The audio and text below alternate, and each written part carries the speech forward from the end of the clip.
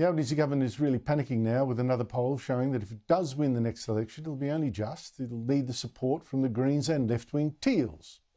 The cost of living crisis is what's really hurting it. So last week, Treasurer Jim Chalmers, as we discussed last week, blamed the Reserve Bank for that, for smashing the economy with high interest rates. It's really just cleaning up the mess caused by too much spending and too much inflation. And on Friday, his friend and mentor, Wayne Swan, the Labor president and former treasurer, turned on the abuse of the bank. The Reserve Bank is simply punching itself in the face. The Reserve Bank is putting economic dogma over rational economic decision-making, hammering households, hammering mums and dads with higher rates, causing a collapse in spending and driving the economy backwards, doesn't necessarily deal with the principal pushes when it comes to higher inflation. Joining me is Michael Kroger, former Victorian Liberal Party president, and Steve Conroy, former Labor senator and cabinet minister. Michael, this seems to me very much a tag team effort, isn't it? Chalmers and his friend Wayne Swan to blame the Reserve Bank and force it to cut rates ahead of the election to save Labor's skin. Yeah, well, I've been saying for weeks, and Stephen Conroy, our friend here tonight, he's in on it too. It's all about blaming the Reserve Bank and to take pressure off the government. But what's going on here? Let's be frank about what's going on here. This government's in serious trouble, and Andrew, they're doing everything they can to blame somebody else. And by the way, they're in trouble before they make a big announcement in due course. And that announcement is that Labor are going to preference the Greens at the next federal election ahead of the Liberal national parties in every seat. That's what they're going to do. Albanese is going to preference the Greens. He's saying to the Australian public, our views, what does it mean? It means he's saying our views are closer to the Greens than they are to the coalition. So that hasn't been publicised. Labor will try and keep it under the carpet, but that's what they're going to do. So every Jewish person out there in this country, every moderate Labor, blue-collar Labor voter has got to know this Prime Minister thinks you should preference the Greens, and they're going to preference the Greens in the seat of Macnamara, where Josh Burns is Jewish Labor member, and they're going to ask Jewish voters in Macnamara to preference the Greens against the coalition. So if he thinks he's in trouble now, once that becomes public, he's going to be in more trouble, Andrew. Steve Conroy, is this true? Surely Labor now must be rethinking its policy of giving preferences to the Greens after what they've done to the Jewish voters of Australia, after what they've done to wealth creation in this country? I'm not taking my hot tips on what Labor's preferencing strategy are going to be from the former. You know that's what they're going to do, Stephen. You know that's what they're going to do. Yeah, okay. Then that's what I don't agree with the word Michael said, and Michael's in no position at all to give judgment on this. But if we come back to the question you asked, Michael, which is to do with Reserve. You're in a position. Reserve Bank. You know what's happening. The Reserve Bank, and look, Andrew, you know, I have been focused on the Reserve Bank's mismanagement of monetary policy for well over a year, long before Michelle Bullock took over, when Phil Lowe was still in charge. They have fundamentally. No, I've got that, Steve, but can you go back to the Greens first? We just deal with this. Go back to the Greens. You are in a position to know. I've left whether they're going to preference the Greens. 7 years ago. Is it true? Okay. Is it true? You are a power broker. Is it true or not? Yeah.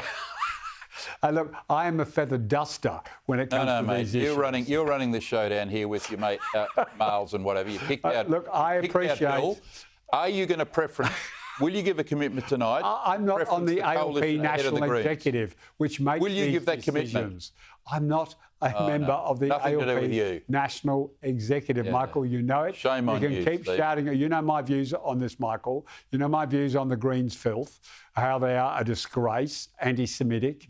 The Greens Party have a lot to answer for what's going on the streets of Melbourne, on the streets of Sydney, and the Greens are responsible for whipping up disgraceful anti-Semitism. And that is just on the record. And you're going to preference absolutely a fact. Steve, that is well said. We can have a... Stephen Conroy, that is really well said. You called them filth, you called them anti-Semitic, and you're going to say that Labor should, of course, not support filth and anti-Semitism, correct? Well, I think Labor will have to balance the position of the Greens on this and many other issues with the position of the Liberal So Party you think and every other They're filthy and anti-Semitic, party. but let's give them preferences. They should I mean, absolutely. Seriously. Labor should consider this. Well, Stephen, I'm a feather duster too, but I can tell you this. I'm not running the show, but I can tell you the Liberal Party and the National Party will be putting the ALP ahead of the Greens in every one of the 150 House of Representatives. That's great. If you personally what are you going to do? What are you going to do? That'd be great, Michael. What are you doing? If you hadn't personally been in charge of putting Adam Bant ahead of the Labor candidate in Melbourne all those years ago. You did it, Michael. That was 2010. I wasn't involved then. Okay. Nothing to do with you did it, and you the know Liberal you Party did it. The Liberal Party put did it. Adam Bant into decision. Parliament. It was a shocking decision. All those years ago. Yeah, it was a Liberal shocking preferences. Decision. And you've also preferenced the Greens, I think, at the last couple of elections ahead of Labor here in Victoria. So don't try and put on fake outrage to me. The Liberal Party in Victoria have been preferencing Greens ahead of Labor. They were wrong to preference Bant. They were very good of you. Bant. And what about the other times? But under the last state election, under Richard Di Natale, preference Greens. Under Richard Di Natale, there was a moment where the Greens on foreign policy were becoming more mainstream. Well, that's your view. It was never my view. But now, can I interrupt you look at the Greens because now. It's a lot of overtalking. Can I interrupt? They're an extreme Marxist party. Can I interrupt, please? Free.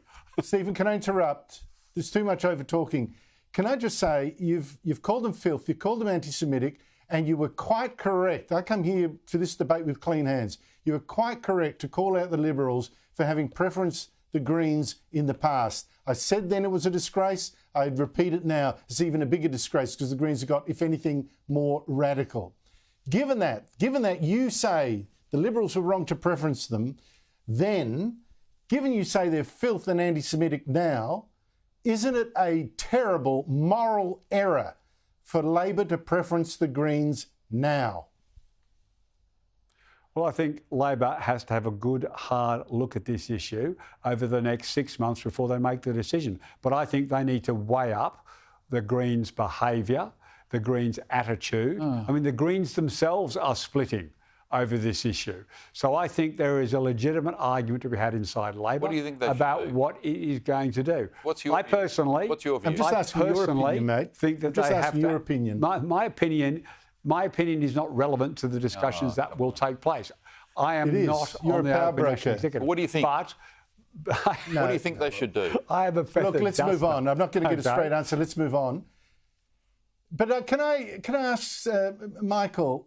I went through this bit about the cancelling of a uranium mine, the Jabiluka one, by Albanese after a discussion with Peter Garrett. I mean, what the hell? You know, Peter Garrett. I mean, what do you think he's going to say? What's a rocker got to do with it anyway? Then there's the $1 billion gold mine it just cancelled because of secret Aboriginal business. I mean, this is becoming a really weird habit given how poor Australians are getting. We can't afford this. No, of course not. But, you know, this is what happens when Labor politicians bow down to and are overly influenced by hard left activists. And that's what happens. Albanese, who influenced The Voice, the best example of all. You know, hard left activists took him under their wing. He bowed down and agreed with them, put this extreme proposition to the country. If he'd listened to more moderate Aboriginal voices, talking about mining, Michael. He might have got somewhere. Mining, but banning mines. Albanese gives in all day long to the hard left activists, and that's why the middle Australia, the working middle class. Banning mines, Michael. That was banning mines. Yeah, promoting racial division in this country. Yeah, anti-Semitism. It goes on and on and on. This bloke is not for middle Australia. He's not for the working middle class, right? Michael, banning mines. Yeah, we know about banning mines. Have a conversation about that. That's what Andrew Peter Garrett from the about. 1970s. He's back again with the No Nukes Party and stopping the gold mine in New South Wales on spurious grounds. This is what happens when Michael's the giving Labor a left speech. He's not answering your question. Would you like an answer to your question, Andrew? I'm happy to answer your question. Yep. So let's be clear. Tanya follows the law. Okay, Tanya has in the last 12 months approved a number of mines. You just don't want to mention the fact she's approved a bunch of mines over the last 12 months. Just look it up, Google it. Close the whole there to be seen. Tanya has done it. Yeah, but you can't close the whole industry. Listen, you object to this particular. The nickel industry is already being flushed down the crap, right?